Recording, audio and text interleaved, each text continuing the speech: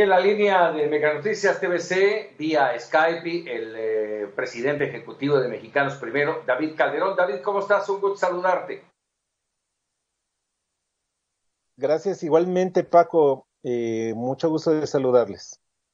Muchísimas gracias, David. A ver, hoy se terminó Aprende en Casa, prácticamente en un par de semanas, si no es que hoy mismo se termina el ciclo 2019-2020. ¿Cómo evaluar este ciclo?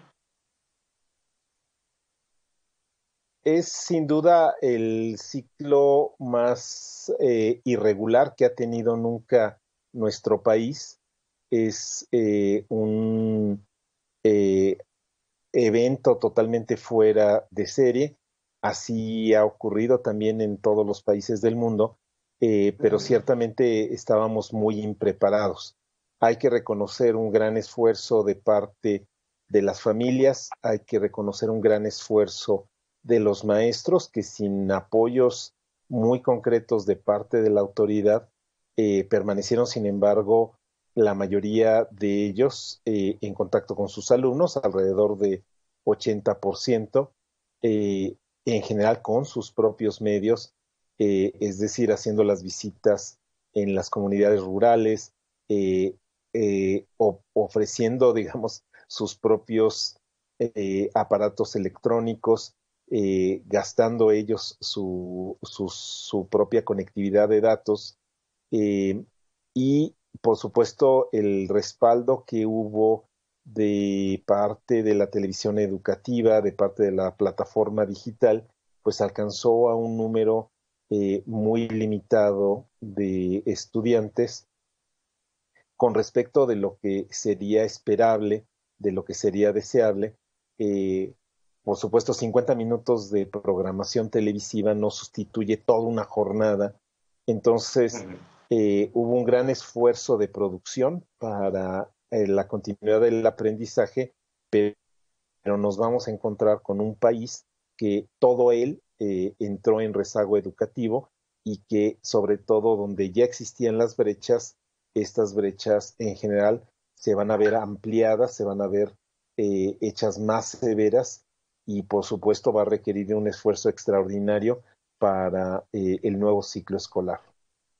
A ver, no estábamos preparados, lo dices, David, se hizo un gran esfuerzo, totalmente de acuerdo, coincido contigo, pero la realidad es que esto nos lanzó a la cara a los mexicanos un enorme número de carencias en muchos sentidos, porque si bien se hizo el esfuerzo para tener las clases vía la televisión y la radio, por supuesto, no se contó con que o no había luz, desde ahí, a partir de ahí, no había luz, no había condiciones, ¿sí? Cómo llevar clases para diferentes niveles en una sola familia, ¿sí? Muchos de ellos, ya no digas luz ni televisión, mucho menos una computadora o una línea de internet. Esto es lo que nos lanza a la cara y esto es lo que finalmente deberíamos de empezar a componer. Pero ya pasó la pandemia, o al menos está pasando, ya se terminó el ciclo escolar y esto no se va a remediar. Así es. Tenemos por delante 9 semanas del verano, según el calendario que acaba de presentar el secretario de Educación Pública Nacional y que se publicó en el Diario Oficial justo en esta madrugada. Así Eh, es. y digamos, el regreso a una etapa presencial todavía remedial, se le llama, será en la segunda semana de agosto. Eh, Fue tardía la respuesta para las comunidades más alejadas, eh, las comunidades indígenas, por ejemplo, que contaron sobre todo con la radio comunitaria, pues fue un esfuerzo que se hizo no en simultáneo con el primer cierre de aulas. Eso, sin embargo, nos tiene que hacer ver que todo el país requiere a partir de ahora de esta preparación porque no se puede decir para etapas siguientes que nos toma impreparados. Sobre todo, esta vuelta a clases implica 9 semanas de preparación que hay que aprovechar muy bien. Será muy claro, muy necesario que se requiere de una formación de los maestros, una formación acelerada para que puedan lograr dos cosas. Una, diagnosticar y acompañar, canalizar la situación socioemocional de sus estudiantes. Pensemos lo que significa para un niño el encierro. Ya a estas alturas llegar a 73 jornadas de encierro es una locura, Mm, ¿no? Es muchísimo ujú. tiempo y todavía tenemos por delante todas estas otras semanas. Eh, solo para darnos una idea, en las semanas que llevamos de encierro han nacido 700,000 mexicanos, casi tres cuartos de millón de personas. En la vida de los niños, este periodo es muy importante, los va a dejar marcados y por eso se requiere esta preparación de los maestros para asumir la situación, para saberla canalizar si hay una condición muy especial, por ejemplo, depresión, por ejemplo, problemas de conducta.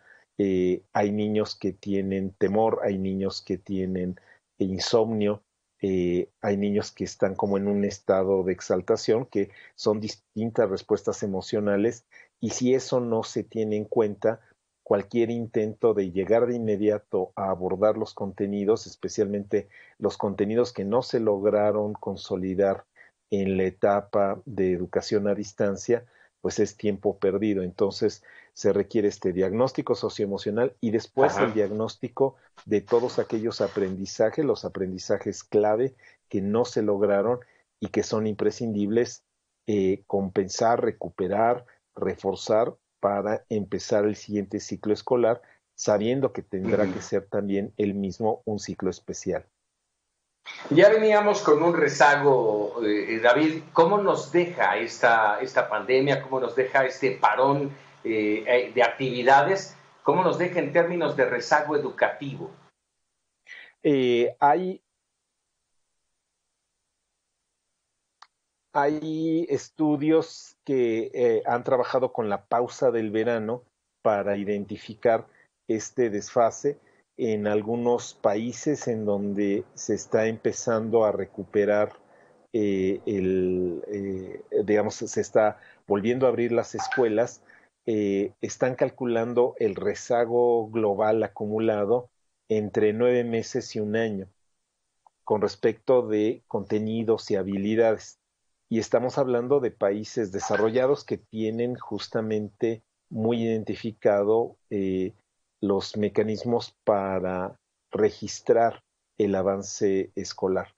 El año que viene tiene que ser un año que ojalá contara con jornadas ampliadas, especialmente para las escuelas en población vulnerable, algunas recomendaciones que se hicieron a la autoridad educativa estuvo receptiva, por ejemplo, desde la sociedad civil y desde un buen grupo de maestros planteamos la posibilidad de que el titular actual del grupo, por ejemplo, la maestra de tercero de primaria, acompañe a todo el grupo y se convierta en la maestra de cuarto de primaria, porque es quien mejor conoce las características, el ritmo y estilo de aprendizaje de cada estudiante y es quien está en mejores condiciones de acompañar para que se haga esa compensación, esa recuperación de todo lo que no se logró. Lo que ya nos tenemos que olvidar y dejar atrás, aquello que no vale la pena recuperar,